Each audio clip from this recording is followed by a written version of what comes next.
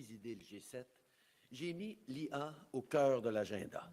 Avec la France, on a ensuite lancé le partenariat mondial sur l'intelligence artificielle qui rassemble aujourd'hui 44 membres.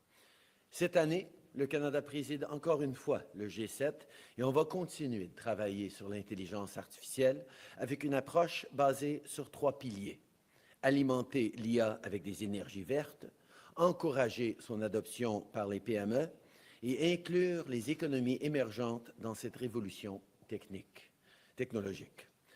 À Paris, j'ai eu l'occasion de parler de l'importance de développer ces technologies de façon responsable et sécuritaire et de s'assurer qu'elles soient mises au service de la classe moyenne. J'en ai aussi profité pour mettre à l'avant des exceptionnels entrepreneurs, travailleurs, chercheurs et innovateurs qu'on a chez nous au Canada. Ici à Bruxelles, j'ai eu la chance de m'entretenir avec le président du Conseil européen, Antonio Costa, et la présidente de la Commission européenne, mon amie Ursula von der Leyen. J'ai aussi rencontré le secrétaire général de l'OTAN, Mark Rutte. On a parlé de l'importance de notre soutien à l'Ukraine, de la participation du Canada aux opérations de l'OTAN en Lettonie et des initiatives canadiennes dans l'Arctique, notamment à travers notre pacte de collaboration sur les brises-glaces avec les États-Unis et la Finlande, le fameux Ice Pact. J'ai aussi réaffirmé l'engagement du Canada d'atteindre la cible de 2% du PIB dédié à la défense dans les années à venir. Un engagement que j'ai pris d'ailleurs pour la première fois à Washington en juillet dernier. Rappelons-nous que sous le dernier gouvernement conservateur, les dépenses militaires du Canada représentaient moins de 1% du PIB. Entre 2015 et 2030, notre gouvernement aura triplé le budget accordé à la défense. La visite de cette semaine fait partie d'un effort pour renforcer nos partenariats avec des alliés comme l'Union européenne et d'approfondir notre engagement envers les institutions internationales qui sont garantes depuis 8 décennies de notre prospérité fondée sur la paix. Partnerships and institutions like NATO are built upon trust. Trust that when times get tough, we can count on each other, because you can always count on Canada. Our economic partnerships must also be deepened to allow for further growth, to create more opportunities for our workers and entrepreneurs, to give more choice to consumers, and to strengthen the middle class. That's what we're doing elsewhere in the world with our Indo-Pacific strategy, the CPTPP, and free trade agreements we've recently negotiated with Ecuador and Indonesia, among others. That's what we'll achieve here with the Canada-EU Comprehensive Economic and Trade Agreement that has already increased trade between our countries by 66% over the past 9 years. When, in 2016, we signed both CETA and Canada's strategic partnership with Europe, nobody knew just how much turmoil lay ahead of us. In the following years, this strengthened collaboration, on top of its economic benefits, has been crucial as we work to protect the health and safety of our citizens during the pandemic and to support the Ukrainian people in their fight for freedom, justice and democracy. Un des nombreux exemples de l'impact stratégique et économique de ces liens, de plus en plus profonds, est l'achat par l'Union européenne de bombardiers à eau produits par l'entreprise canadienne de Havilland qui combattent aujourd'hui les feux de forêt à travers l'Europe. Only a few weeks ago, I attended the 80th anniversary of the liberation of Auschwitz. This visit was another reminder of the importance of these partnerships, of international institutions that, in the past decades, have made the difference between prosperity and poverty, between war and peace. We cannot take these institutions for granted. We must renew and deepen our engagement towards them. That's what we're doing here today. In turbulent times, we all need reliable, trustworthy partners, and that's what Canada is. That's who Canadians are. Merci beaucoup. Thank you, Prime Minister. We'll now go over questions from reporters. Hi, Rachel Aiello, CTV News. What was J.D. Vance's response when you brought up steel in Ohio, and did you two talk about anything else? It was just a quick greeting exchange. I highlighted that $2.2 billion worth of steel and aluminum exports from Canada go directly into the Ohio economy. often to contribute to manufacturing that happens there. He nodded and noted it, but it wasn't a longer exchange than that. But it is part of the Team Canada effort that wherever Canadians are, whether it's premiers in Washington today or officials or ministers exchanging with their counterparts in the U.S. administration, we bring up just how interconnected our countries are. And the fact, for example, that we're talking about potential job losses in the U.S. Based on these tariffs on steel and aluminum is not mere speculation. We know that that will happen because that's exactly what happened last time tariffs were brought in on steel and aluminum in 2018. There were job losses in the United States. 75,000 fewer jobs in the U.S. because of tariffs they brought in on steel and aluminum, and those tariffs were even lower than the ones they're contemplating bringing in right now. So anytime we have an opportunity, we will be highlighting those facts and doing everything we can to prevent moving forward with this policy that will hurt both Americans and Canadians. And a series of world leaders have gone to the White House to meet with President Trump since his return. Have you had any conversations with him about you going down to D.C., trying to sort out your tensions in person? We have talked about that. As you know, we have had many different conversations over the past many months, including two pretty important ones last week. We will continue to engage at all levels and make the case that Canada, as an ally and a partner, is a country that they want to continue to work constructively and productively with as we take on big challenges on the global stage. Prochaine question. Bonjour, Monsieur le Premier ministre. Valérie Gavache de Radio-Canada. Concernant les tarifs, est-ce que la Maison-Blanche vous a fait des demandes, quand on parle d'une exemption, est-ce qu'il y a des demandes qui ont été faites ou vous naviguez à l'aveugle actuellement? C'est un peu les conversations qu'on est en train d'avoir maintenant avec l'administration américaine. Mais je comprends que les gens soient peut-être un peu inquiets parce qu'il y a beaucoup de différentes conversations sur les tarifs qui s'en viennent. Si on réfléchit, il y a 3 différentes menaces de tarifs sous lesquelles le Canada est actuellement pris. On a d'abord les tarifs de 25% et de 10% sur l'énergie à cause du fentanyl, même si on souligne que moins de 1% du fentanyl qui arrive aux États-Unis passe par le Canada. Il y a du travail à faire. On a 30 jours pour démontrer qu'effectivement, même si c'est un très petit problème, on est en train encore plus de le réduire. Ça, c'est les premiers tarifs.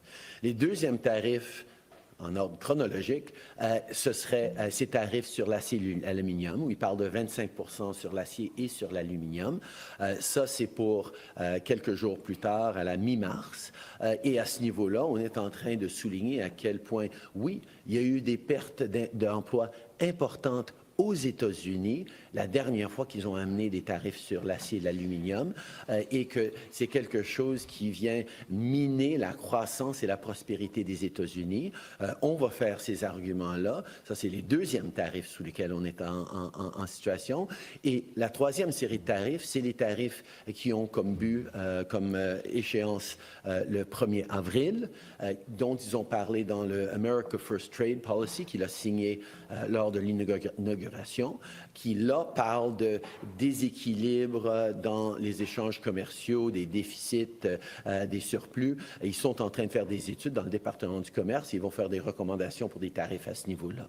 Alors, je comprends que tout a l'air interconnecté, mais nous, on est en train de parler directement et de façon stratégique avec nos partenaires dans l'administration américaine pour souligner à quel point ces 3 séries de tarifs vont finir par faire mal aux emplois américains, vont faire mal aux Américains, en plus de faire mal aux Canadiens, à un moment où on devrait être en train de travailler ensemble.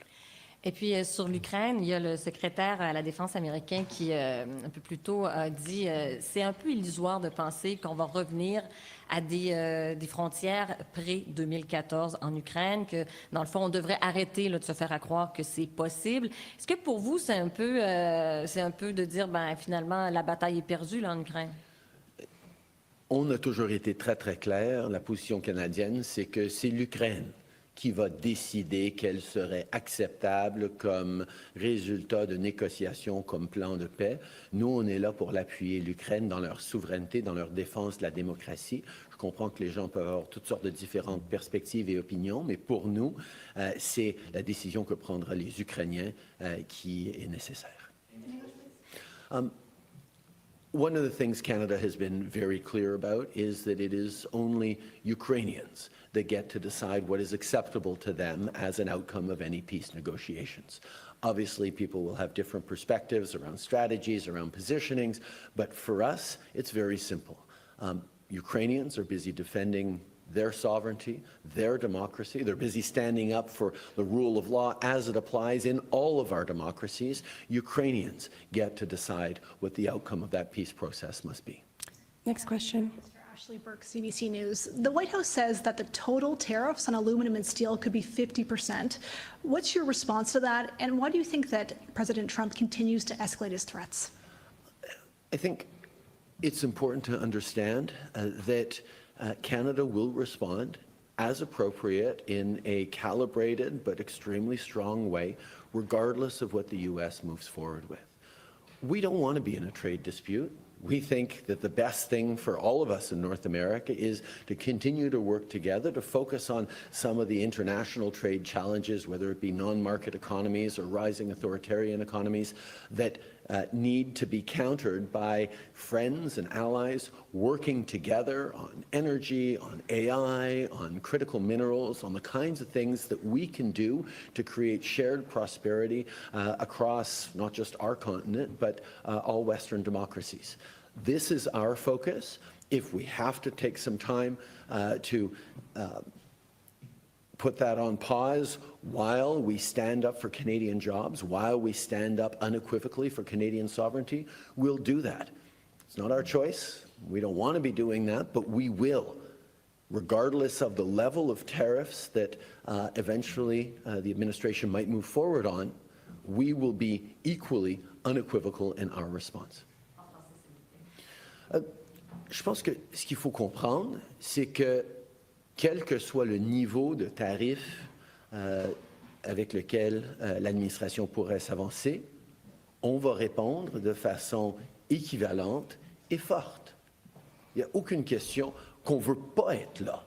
On ne veut pas être en train d'avoir une dispute commerciale avec notre plus grand partenaire et ami, à un moment où on devrait être en train de travailler ensemble pour bâtir la sécurité énergétique, pour livrer plus de minéraux critiques, de faire croître nos économies et de compétitionner de façon de plus en plus forte avec des endroits dans le monde qui posent des fois une menace à notre bien-être économique ou même démocratique. On devrait être en train de travailler ensemble en tant qu'amis. Mais s'ils insistent qu'on va d'abord devoir passer à travers un moment de dispute entre alliés et amis, on va être là, en tant que Canadiens, fermes, là pour défendre nos emplois, nos principes, nos valeurs, notre souveraineté. Et une fois qu'on passera à travers des moments qui seront pénibles et pour les Américains et les Canadiens s'ils vont de l'avant avec des tarifs, on espérait pouvoir reprendre les partenariats qui vont être bons pour nos deux pays. Said that it's a real thing that Trump wants to annex Canada. How serious or urgent would you classify that threat? Let's be very clear. Conversations around a 51st state are a non-starter. It's never going to happen. But we have to take seriously what the president is saying and fold that into our thinking as we continue to stand up for Canada. Next question. Laissez-moi être très, très clair. Il n'y aura jamais de 51e État au Canada. Ça ne se passera pas. Mais en même temps, il faut qu'on prenne au sérieux les propos de M. Trump pour pouvoir passer à travers ces moments. Hi, Mr. Trudeau. Mackenzie Gray with Global. Following up on Ashley's point, when Mr. Trump started talking about Canada being a 51st state, your government's original response was to say that it was a joke. Now you're saying that this is a real thing. Can you take us into your mindset? What was the moment that made you switch from thinking it's a joke to a real I thing? don't think there's a switch. I think, as I've said unequivocally from the beginning, there's not a snowball's chance in hell that Canada will ever be the 51st state. At the same time, from having worked with President Trump for over 8 years now, I can tell you that we have to take seriously what he says and make sure we're responding appropriately. And quite frankly, the response of Canadians over these past weeks has been inspiring, as people have been there for each other, people have been changing their vacation plans, people have been looking at ways to buy Canadian, to support local businesses, to diversify their supply chains to places like Europe and Asia. This is a response of Canadians who are saying, yeah, this is going to be tough, but we're going to double down on Canadian pride and standing up for each other. Trump again talked about Canada's defense spending, and at one point he said, we don't pay so much when it comes to defense spending. This is a quote, because they assume that the U.S. is going to protect Canada, and that's not an assumption that they can make. If there was to be an attack on Canada, would you expect that the U.S. would respond and defend Canada? We are all members of NATO. I had a great meeting with the Secretary General of NATO this morning, and we're part of an alliance that is there to stand up for each other. And I will highlight that Canada does take very seriously its responsibilities around defense, not just of Canada, but of North America. NORAD is the only alliance in the world where two countries have agreed to work together to protect their own homeland, their own territory. There's no other place in the world where two countries work together, and we both do our share of it. We've actually recently invested even more, tens of billions of dollars in modernization of NORAD, because we understand that the world is changing. The peace dividends following the end of the Cold War are over. We need to be investing more in defense. That's why when we took office in 2015 and saw that defense spending was below 1% from the previous Conservative government, we started massively investing in defense, and we're on track to triple our defense spending between 2015 and 2030. And we have a solid and real plan to reach 2% in the coming years. This is something we have taken seriously, and we agree with all our allies, including the United States, that Canada needs to do more. That's why we are doing more.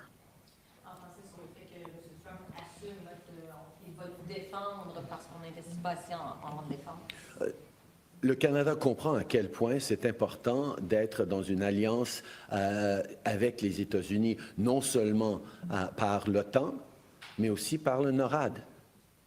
C'est le seul endroit au monde où deux pays souverains s'engagent à s'entraider pour défendre leur propre continent. Le Canada fait sa part depuis des décennies, les États-Unis, évidemment, font leur part aussi. Et nous avions investi très récemment presque 40 milliards de dollars, dans un plan de 40 milliards de dollars pour en faire plus, pour moderniser NORAD. On comprend à quel point c'est important d'en faire plus en défense, et c'est exactement ce qu'on fait. Good afternoon, Prime Minister. Olivia Stefanovich, CBC Radio. You spent the last few days speaking with allies here in Europe, but we haven't heard those allies specifically make public statements defending Canada's sovereignty. Where are these allies? Why aren't they standing up for Canada? I think allies understand, having seen it on TV, seeing even across, I have many, many people talking about how patriotic Canadians have become, how strong and forceful Canadians are at waving the flag these past days. People have been noting and actually impressed by how Canadians have all come together in a very, very strong way. And I can sort of say, as I said, Canadians don't need anyone else telling us that we have a great country, because we know that, and other countries are also taking note. Can NATO survive Trump, given that he's threatened the sovereignty of Greenland and Canada? I'm sorry, Olivia, I'm getting a flashback right now, because that was a question we answered, got asked and answered many times over the first Donald Trump mandate. where there were questions about whether Article 5 would be respected, whether NATO had a future. And here we are all these years later, continuing to commit to mutual defense, continue to invest significantly more in defense than we were 8 years ago. Yes, Donald Trump has had, along with the impact of shifting geopolitics, a spurring effect on just about all countries to do more on defense, to recognize that we are in a more challenging and unstable world. But that's exactly where the value of military alliances like NATO being the most successful military alliance in history, is all the more visible and all the more important in a world like this. But don't these sovereignty threats go against what NATO stands for? Isn't this new? Donald Trump has always been someone who has challenged ways of doing things or various conventions around what gets negotiated or what gets said about one country or another. I think we need to focus on the core of the issue, which is we need to be able to be there to defend our sovereignty, defend our democracies, and support our partners. That's what we're all committed to. Last question.